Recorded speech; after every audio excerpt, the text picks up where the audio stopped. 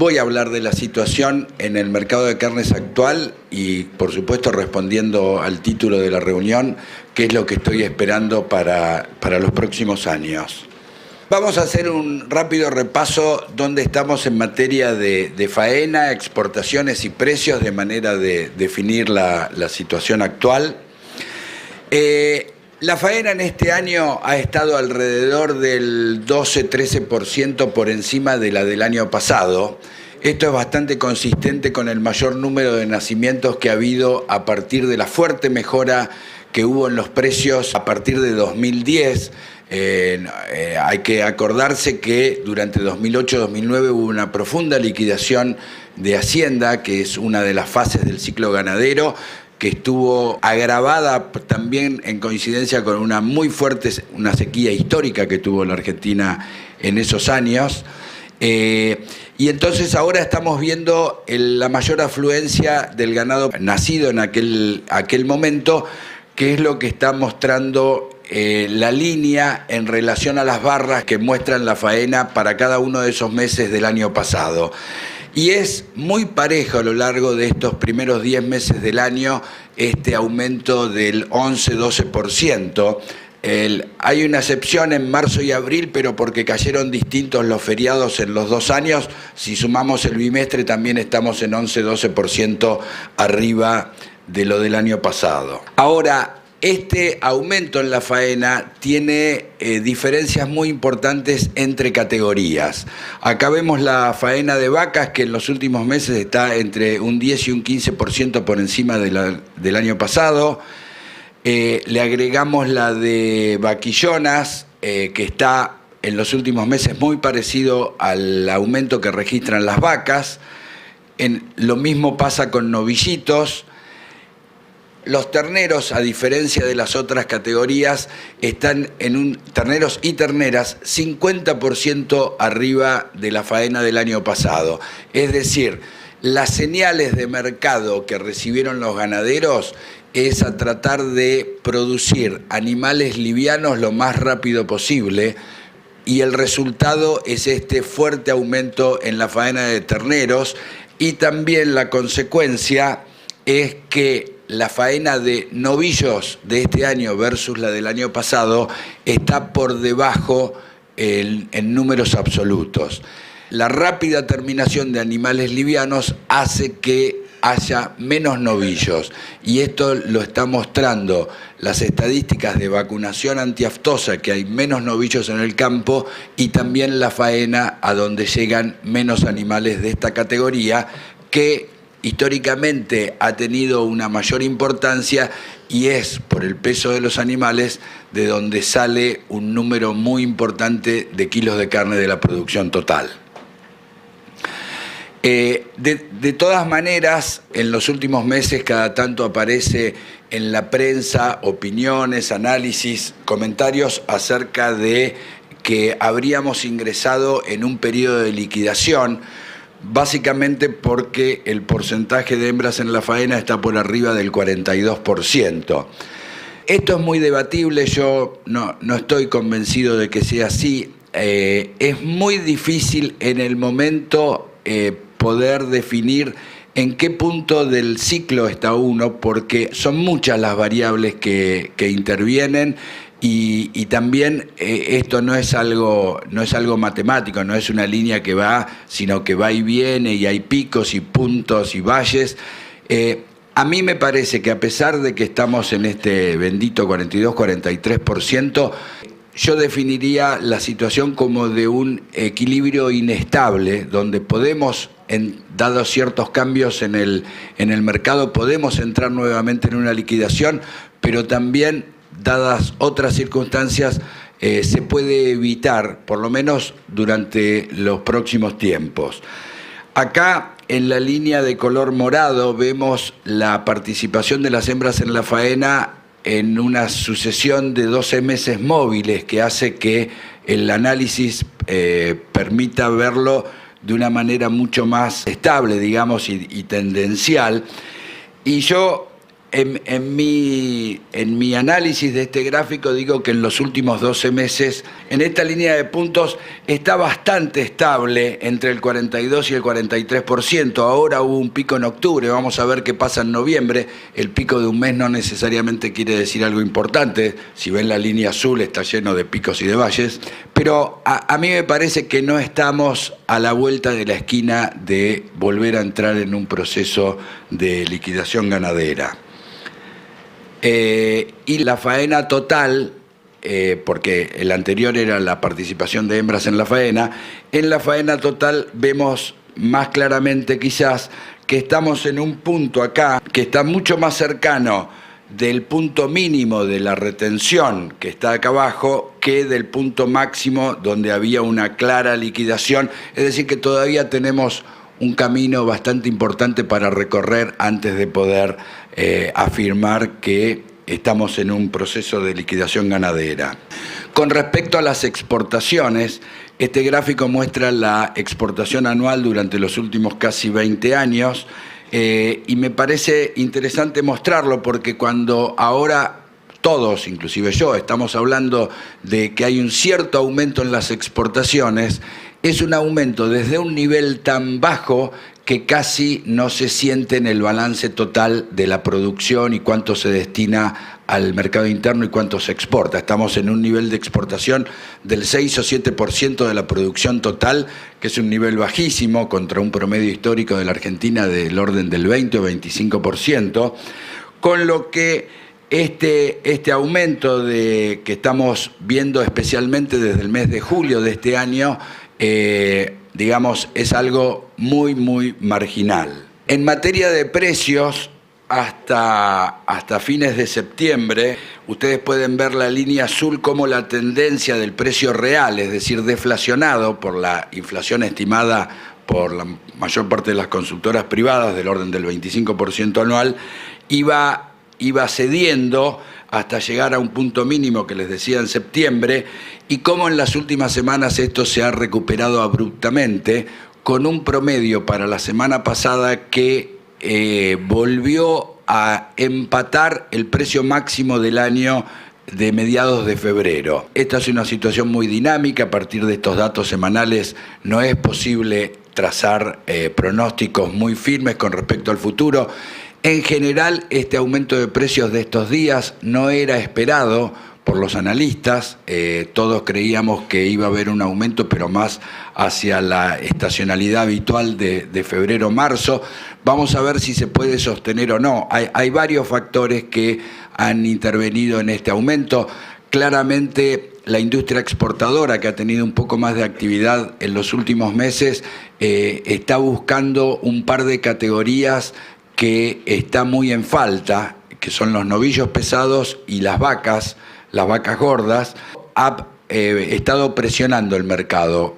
Del otro lado, las categorías más livianas, especialmente las de terneros, han tenido un aumento tan grande que les cuesta mucho también beneficiarse de estos aumentos de precios y están con aumentos en porcentajes inferiores a los que tienen estas otras categorías. Pero digamos, hubo una sequía bastante importante que todavía continúa en el noroeste, pero que ha cesado en la mayor parte del área pampeana, que permite a los productores echarle algunos kilos más a la hacienda.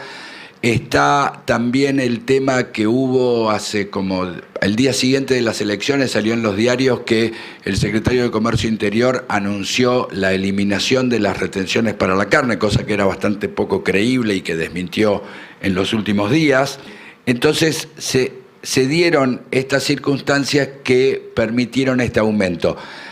Desde la industria frigorífica en este momento se cree que con este nivel de precios, sin expectativa de que se eliminen los derechos de exportación, es probable que hayamos encontrado un nuevo nivel que se va a mantener por unas cuantas semanas hacia adelante. Esta situación de aumento de la producción, de fuerte caída en las exportaciones, que se complementa con un aumento desde los mínimos niveles de consumo que se marcaron en 2010 a causa de la caída en la producción, responden exclusivamente a la política de carnes que este gobierno viene aplicando desde 2005. La intervención en el mercado, inicialmente con acuerdos de precios, después aumentaron los derechos de exportación en noviembre de 2005, eliminaron los reintegros, crearon el mecanismo de ROE, que inicialmente fue para las carnes y después se extendió a granos y leche. Se prohibieron las exportaciones, hubo todo tipo de manejos y de intervenciones, especialmente en el tema exportación. Todo ese conjunto de cosas que se ha mantenido hasta el día de hoy, a pesar de que resultaba inconcebible que a partir de los aumentos de precios de 2010 se siguiera con esta política que tenía como propósito evitar un aumento en el precio interno de la carne. Ya había aumentado el precio, ¿para qué seguir con todo esto? Sin embargo, no se cambió una coma, y no una coma de normas escritas, sino también de una cantidad de normas no escritas que de todas maneras el mercado aplica y que han provocado esta situación donde hoy la Argentina es un actor completamente marginal en el mercado internacional. Esta política, que seguramente no debería causar sorpresa, logró resultados exactamente contrarios a lo que proponían los que la impulsaron. En los próximos gráficos yo voy a mostrar para distintas variables del negocio, producción, existencias, nivel de exportaciones, qué pasó con la Argentina y con cada uno de sus socios del Mercosur, por lo menos los socios ganaderos, es decir, no está acá los datos de Venezuela, en los últimos 12, 13 años, para tener un patrón, un estándar de cómo nos ha ido a nosotros en términos relativos, y todas estas variables demuestran el fracaso de esta política destinada para las carnes. Digamos, para explicar un poquito mejor este gráfico, la base 100 de cada país es el promedio de los 12 años mostrados, porque si no, por una cuestión de escala, iba a ser muy difícil mostrar simultáneamente lo que pasaba en Brasil con Uruguay y Argentina y Paraguay. Entonces, de una situación bastante equilibrada a principios de la década pasada en materia de existencias, vemos que en el año 2012, que es el último año con los datos cerrados, la Argentina es el país que más abajo en términos relativos se encuentra en el Mercosur.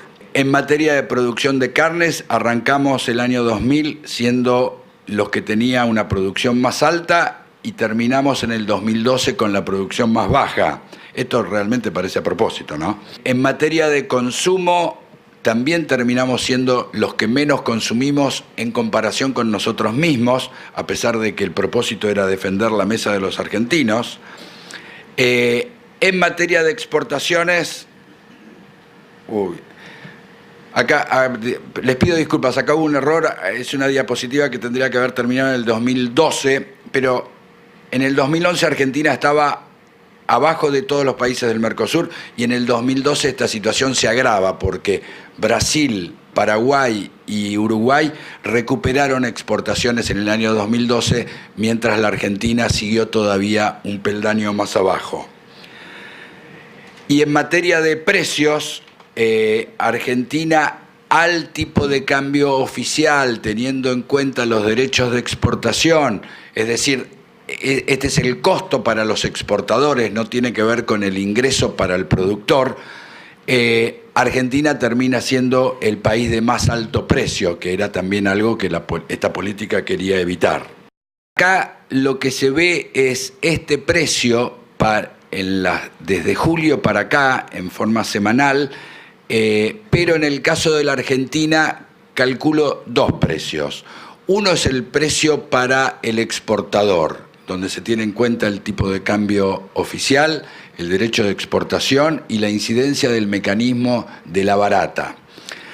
Y el otro es el precio de la hacienda en relación al tipo de cambio del mercado paralelo, negro, blue, como quieran llamarlo, que es una manera de medir el ingreso del productor para compararlo con los otros socios del Mercosur.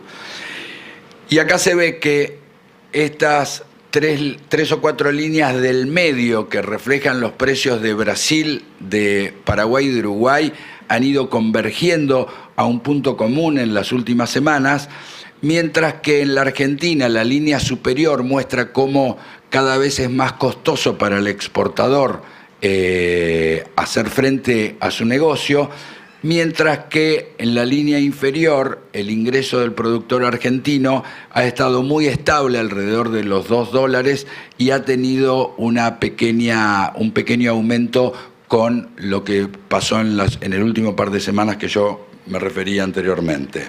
En materia de consumo interno, después de la drástica caída de 2010, que no fue sino el reflejo de una menor producción, porque digamos en una economía como la Argentina, el consumo ex post es simplemente lo que se produce menos las exportaciones. Acá no hay stocks de carne como puede haber en otros países y todo lo que se produce se consume con el ajuste del precio correspondiente. Cuando hay más producción se consume igual, pero a un precio un poco más bajo y viceversa.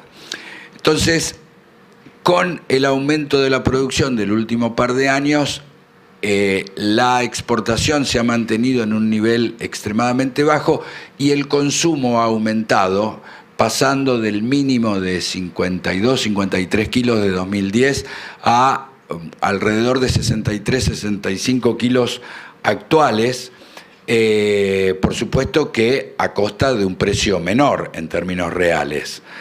Es bastante difícil que esto cambie muy fuerte sin cambios mucho más fuertes en los precios. La elasticidad precio de la demanda en la Argentina es extremadamente baja. En estudios que se han hecho que cubren el periodo 1950 hasta los primeros años de la presente década, es muy inalterable esta elasticidad, es de menos 0,35. Es decir, que por cada 10 puntos que aumenta el precio de la hacienda, el consumo baja un 3,5%.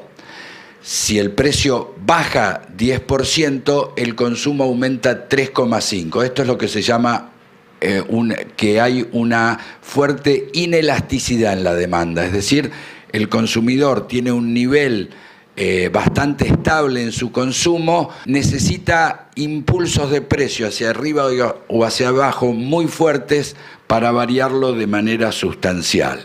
A todo esto también, en los últimos años, y a consecuencia de un crecimiento muy fuerte, que después lo voy a mostrar en una diapositiva, de la producción de carne de pollo, a diferencia de lo que sucedía históricamente, hoy, junto a estos 60 y pico de kilos de carne vacuna que se consumen por año por habitante, hay alrededor de 40 kilos de carne de pollo. Sin embargo, el análisis económico, y yo tengo formación en economía y me tengo que atener a eso, indica que la elasticidad cruzada entre el precio de la carne vacuna y el precio del pollo es casi inexistente, es casi cero, es 0,02 y esto está reflejado en diversos estudios que se han hecho del tema. Es decir que hasta ahora aparentemente la mayor oferta y el nivel de precios absolutos de la carne de pollo no estaría afectando la demanda de carne vacuna. Acá vemos la evolución de la faena de pollos, que es casi igual a la producción de carne de pollo entre el año 2002 y el 2012 con datos reales y una proyección hecha por la Cámara que nuclea a los industriales avícolas hasta el 2017. Esto es una escalerita casi perfecta, parece un juego matemático, pero hasta el 2012 estos son datos reales. Y algo parecido sucede con las exportaciones de carne de pollo, donde se ve esta progresión casi perfecta. Yo personalmente soy un poco, no diría desconfiado, pero tengo fuertes dudas con respecto a que esta proyección pueda seguir ubicándose en este tren que muestran estos gráficos, porque yo creo que dentro de 2 años los principales elementos de la política de carnes vacunas en la Argentina van a cambiar. Me resulta muy difícil pensar que un nuevo gobierno mantenga herramientas que han sido una característica muy especial de la política general económica de este gobierno y que son indefendibles casi. Entonces, con este cambio de políticas para la carne vacuna, la probable eliminación del fuerte diferencial cambiario que existe hoy en el caso de los granos a través de los derechos de exportación, el hecho de que hoy la carne de pollo tiene un tipo de cambio real nominal también más alto que el de la carne vacuna, que es probable que esta diferencia desaparezca. A mí se me hace difícil pensar que sin estos estímulos que ha tenido en los últimos años, de manera buscada o de casualidad, digamos, que pueda la actividad avícola seguir con el ritmo de desarrollo que ha tenido en estos últimos años. En materia de mercado internacional, acá vemos lo sucedido con los principales actores en el mercado internacional. Vemos como la línea azul que muestra la evolución brasileña en los últimos años retomó una fortaleza muy fuerte que permitió que en la década pasada Brasil se convirtiera en el principal exportador del mundo. Aparece un nuevo actor que hasta ahora no nos está complicando demasiado la vida porque tiene un mercado muy definido en el que Argentina no está muy presente, que es la India. La India exporta carne de búfalo. Hace 2 años el USDA pronosticaba que el año pasado la India iba a ser el exportador número 1. Finalmente hubo un cierto retroceso, pero de todas maneras acá vemos que para este año y para el año siguiente es el segundo exportador mundial. Es algo casi inaudito que la India, con la imagen que nosotros tenemos de ese país, con el budismo y el respeto a la vaca, etcétera, etcétera, se haya convertido en el segundo exportador mundial. Hay una cantidad de causas que podría extenderme. Pero lo que yo quiero destacar es que, aunque haya problemas de escala con los países como Paraguay y Uruguay, que están más abajo, que también están creciendo, hay un crecimiento muy fuerte en el mercado mundial y este gráfico lo está tratando de reflejar. Entre 2012 y 2014, de acuerdo a los pronósticos del USDA, el mercado mundial va a aumentar en 1 millón de toneladas equivalente con hueso, pasando de 8 y monedas a 9 y monedas. Es decir, estamos hablando de más de un 10% de crecimiento en 2 años, que es un crecimiento muy fuerte. Y esto lo están aprovechando la mayor parte de los países exportadores, con la excepción de Estados Unidos, que está atravesando un periodo de caída interna en la producción y no le está permitiendo aprovechar este cambio.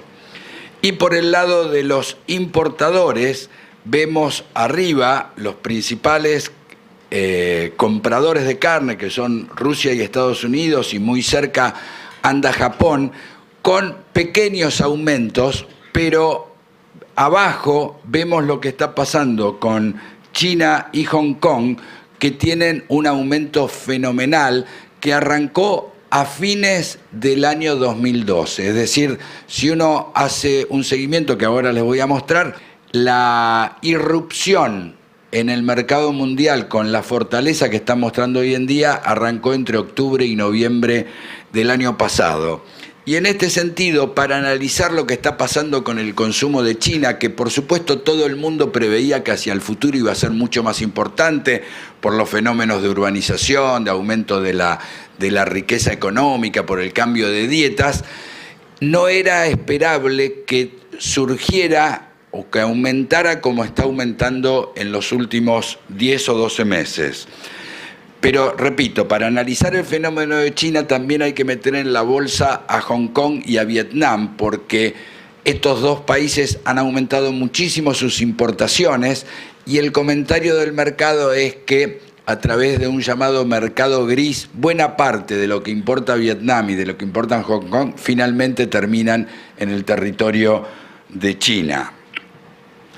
Entonces, acá vemos las importaciones de cada uno de estos 3 países y la línea del total en forma anual hasta el año 2012, donde entre los 3 países acumulaban unas 250.000 toneladas, que en un mercado de 8 millones no era un número realmente importante.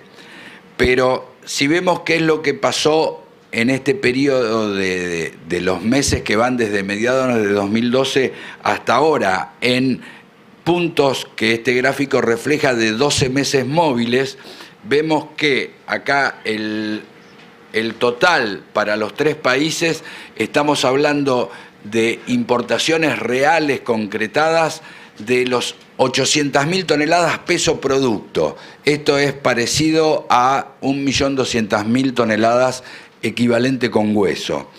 Y si además, en lugar de tomar 12 meses acumulados reales, proyectamos lo que ha pasado en cada uno de estos últimos 12 meses a una suma anual, estamos cerca del 1.000.000 de toneladas peso producto, o 1,5 millones de toneladas equivalente base con hueso, que es como se mide en el mercado mundial, y esto significa que está muy por encima de Rusia y de Estados Unidos, que en un gráfico anterior habíamos visto que están en 1 millón de toneladas. Es decir, la región china este año, casi desde la nada, terminaría en alrededor de 1,5 millones de toneladas. Este es un cambio fenomenal.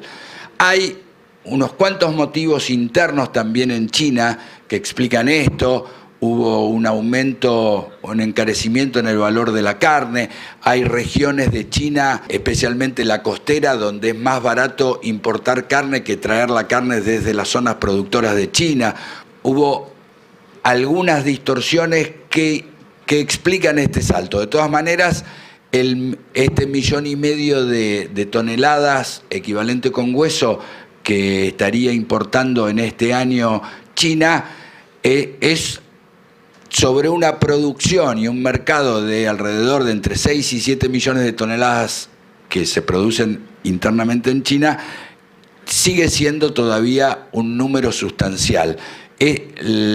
A pesar de que internamente el precio en 12 años, medidos en dólares, se multiplicó por 10 en China. Sin embargo, la demanda está realmente muy ávida por el producto. Volviendo a la Argentina, esta situación en el mercado mundial ha hecho que varios de los precios, por lo menos para el tipo de productos y mercados que atiende principalmente la Argentina, en el último par de meses haya tenido un repunte, que es lo que también es otro elemento que se añade para explicar el aumento del precio de la hacienda de las últimas semanas. Yo tomo 4 productos típicos de la exportación argentina. En el caso de los cortes del Ramp and Loin dentro de la cuota Hilton, después de venir de acá más o menos está el inicio del año 2013, después de unos cuantos meses de baja, las ventas hechas en octubre y en noviembre, que van a reflejar los precios promedio de embarques de noviembre y de diciembre,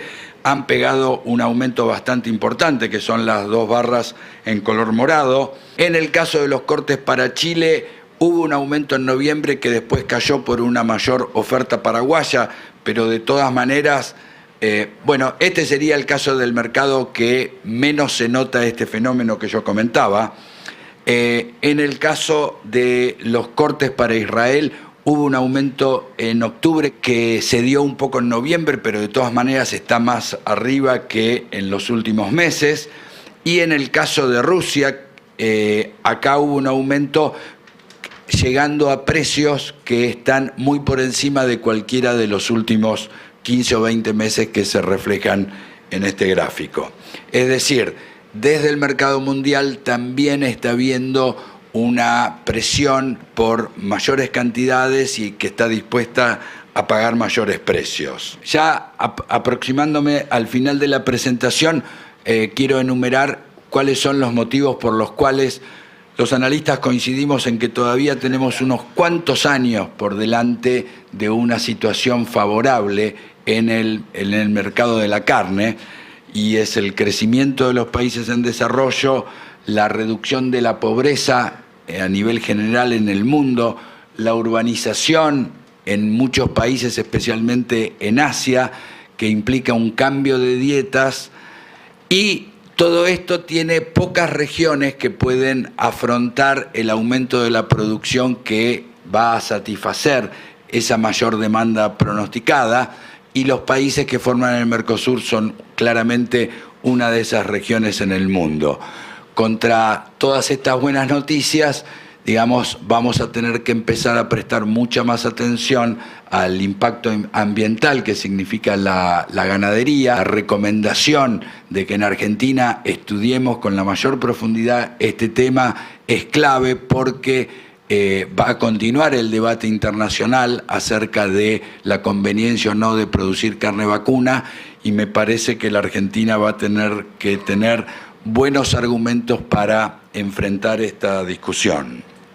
En la Argentina hasta ahora estamos con claros desincentivos para producir, una acumulación de 3 años de resultados muy malos en la industria que algunas han logrado neutralizar últimamente, es decir, ubicarse en los actuales parámetros de precios y costos, y también una situación de deterioro muy fuerte en los márgenes de los ganaderos que hace que no existan incentivos para producir más, a pesar de las perspectivas razonablemente buenas que existen para el año 2015 y en adelante.